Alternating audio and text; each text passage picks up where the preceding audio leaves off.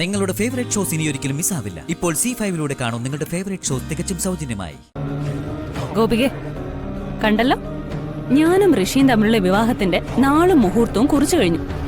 ആ മുഹൂർത്തത്തിൽ തന്നെ ഞങ്ങളുടെ വിവാഹവും നടക്കണം.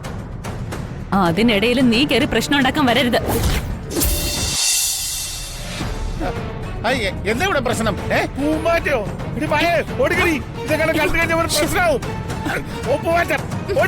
ഓടിക്കടി പ്രശ്നമാവുന്നു.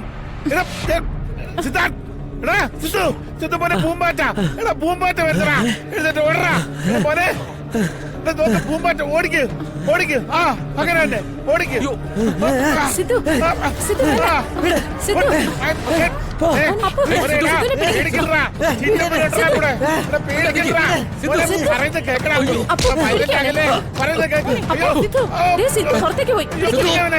പിടിക്ക്.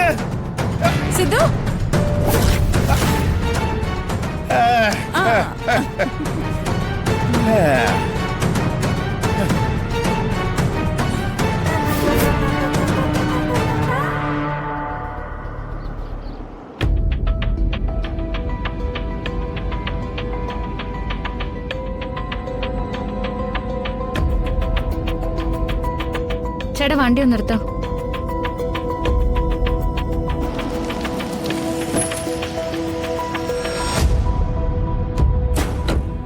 എന്താ മോള്? അവിടെ ഒരു ക്ഷേത്രമുണ്ട് മുദ്രശ. ഞാൻ ആ ക്ഷേത്രത്തിലൊന്ന് കയറിയിട്ട് വരാം. നിങ്ങൾ പോയിക്കോ. എന്താ കാര്യം? മനസ്സിന് നല്ല സുഖമില്ല. ക്ഷേത്രത്തിൽ ചെന്ന് കുറച്ചു നേരം പ്രാർത്ഥിച്ച അത് മാറിക്കിട്ടും മുത്തശ്ശ.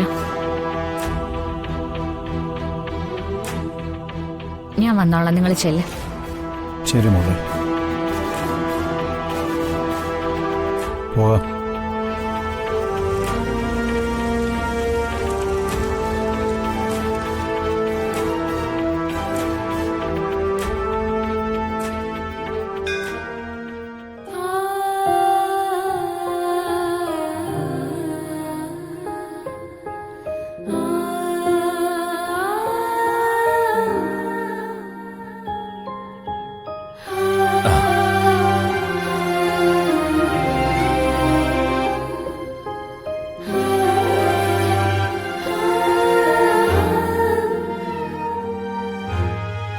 വലിയ പ്രയാസത്തിലാണെന്ന് തോന്നുന്നു. എന്താ വിഷമം? ദേവീ സന്നിധി അല്ലേ, എല്ലാം തുറന്നു പറഞ്ഞോളൂ. അമ്മ കാണും. എന്റെ അനിയത്തെ അഞ്ജിതയുടെ അവളുടെ കല്യാണം ഉറപ്പിച്ചിട്ടുണ്ട്. കല്യാണ സമയത്ത് എന്തെങ്കിലും പ്രശ്നം ഉണ്ടാവോ എന്നൊരു ചെറിയ പേടി. വിവാഹിതയാവാൻ പോകുന്ന കുട്ടിയുടെ പേരും നാളും? അഞ്ജിത പോരാടം. ആ കുട്ടിയോട് ഇവിടെ വന്ന് ശയനപ്രദക്ഷിണം നടത്താൻ പറയൂ. ശയനപ്രദക്ഷിണം നടത്തിക്കഴിഞ്ഞാ അനിയത്തിയുടെ എല്ലാ ദുരിതങ്ങളും തടസ്സങ്ങളും നീങ്ങിക്കിട്ടും. പറയാം, വളരെ ഉപകാരം തിരുമേനി. അനിയത്തി കൊണ്ട് ഞാനിവിടെ ശയനപ്രദക്ഷിണം നടത്തിക്കാം. നന്നായി വരും.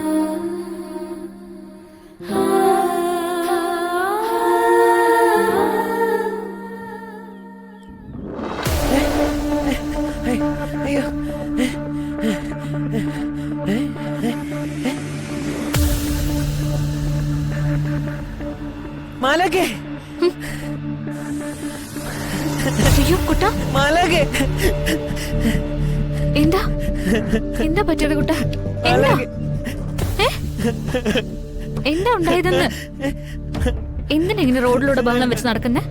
ആരെയും ഉപദ്രവിച്ചോ? അതല്ല, അവിടെ. എവിടെ? എന്റെ വീട്ടില്. വീട്ടിലെന്താ പറ്റിയത്? അത് കുട്ടനെ അറിയില്ല. ആരൊക്കെ വന്നിട്ട് കുട്ടനെ എന്തൊക്കെ ചെയ്യാ? കുട്ടനെ പേടിയാവാ. അതാ കുട്ടനെ ഇറങ്ങി ഓടിയത്. അയ്യോ കുട്ടാ, കരയരുത് കുട്ടാ. കുട്ടാ, കുട്ടൻ എന്തിനാ കരയുന്നേ? ഇങ്ങനെ കരയോ? കുട്ടാ, ഒന്ന് നോക്കി നോക്കി. എന്തിനാ കരയുന്നേ? കരയല്ലേ കുട്ടാ? കുട്ടാ കുട്ടാ കുട്ടാ, കരയല്ലേ കുട്ടാ? എഴുന്നേക്ക് കുട്ടാ. കുട്ടാ എന്താ കുട്ടാ? എനിക്കുട്ടോ കുട്ടാ? കുട്ടാ, എന്തു പറ്റി? അപ്പു, കുട്ടന് എന്താ പറ്റിയത്? അവിടെ വീട്ടിലൊരു സൈക്കോളജിസ്റ്റ് വന്നിട്ടുണ്ടായിരുന്നു. ആ മേഡം കുട്ടനെ ചികിത്സിച്ചോണ്ടിരിക്കുകയായിരുന്നു. അതിനിടയില കുട്ടൻ ഇറങ്ങി ഓടിയത്. എന്തുകൊണ്ടാണെന്ന് വെച്ചാൽ എനിക്കറിയില്ല. കുട്ടന് മയക്കം വരുന്നുണ്ടെന്ന് തോന്നുന്നു. അപ്പൊ കുട്ടനെ വീട്ടിലേക്ക് കൊണ്ടുക്കോ. ആ ശരി. വാ വാ കുട്ടാ.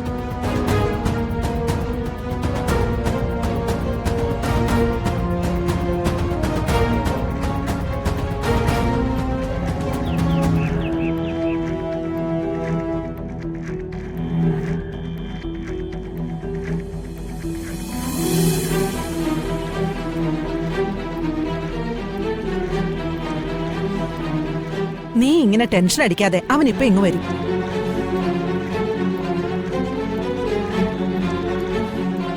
അയ്യോ, സിദ്ധു. ആ നമുക്ക് കളിക്കാം. വാ ഇങ്ങോട്ട്. കുട്ട നോക്കി നടക്ക്, ശ്രദ്ധിക്ക്. നോക്കിയല്ലേ നടക്കണം. ആ ആ ദേ അവൻ വന്നല്ലോ. സിദ്ധു,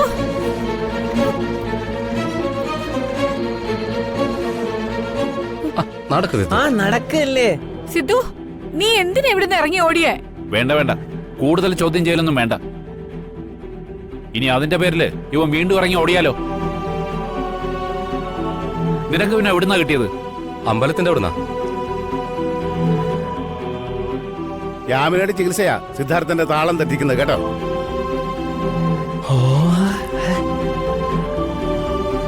ജാനകിക്ക് സന്തോഷാവുമല്ലോ എന്ന് കരുതിയേ ഞാൻ സിദ്ധുവിനെ ചികിത്സിക്കുന്നത്. ഋഷിയുടെ കല്യാണക്കാരിയുമായിട്ട് ഞങ്ങൾ മുമ്പോട്ട് പോയിക്കൊണ്ടിരിക്കുകയല്ലേ. ഈ നേരത്തെ ചികിത്സ കാരണം സിദ്ധാർത്ഥന്റെ മനസ്സിന് താളം തെറ്റി അവൻ ബഹളം ഉണ്ടാക്കിയ ഈ കല്യാണം ആകെ അവതാളത്തിലാവില്ലേ. അതുകൊണ്ട് തൽക്കാലം ഇത് ഒഴിവാക്കുന്നതല്ലേ നല്ലത്. ജാനകി, മായ പറഞ്ഞത് വാസ്തവ. ജാനകി, തൽക്കാലം ഋഷിയുടെ കല്യാണം കഴിഞ്ഞിട്ട് സിദ്ധുവിന്റെ ചികിത്സ തുടങ്ങിയാൽ മതി. സിദ്ധു, അല്ലേ മഹേട്ട? അതെ, അത് മതി. അത് തന്നെ നല്ലത്. ജാനകി, ഇവനെ ഇവിടെ അധികം നിർത്തണ്ട. അകത്തോണ്ടുപോയി കിടത്ത്. അതെ അതെ, ഇവിടെ നിർത്തിയാലേ അവനെ നീ ഇറങ്ങിയോടാനുള്ള സാധ്യതയുണ്ട്. വാടവനെ, ചെറിയച്ഛൻ നിന്നെ മുറിയെ കൊണ്ട് കിടത്താം. വാ വാ മായേ, പിടിച്ചേവനെ. വാ, വന്ന്. പതുക്കെ പതുക്കെ.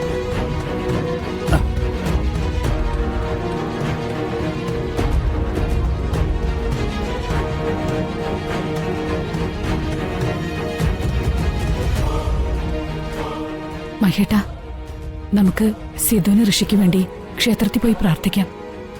അല്ലാതെ മനസ്സിന് ഒരു സമാധാനവും ഇല്ല. ശരി, പോ.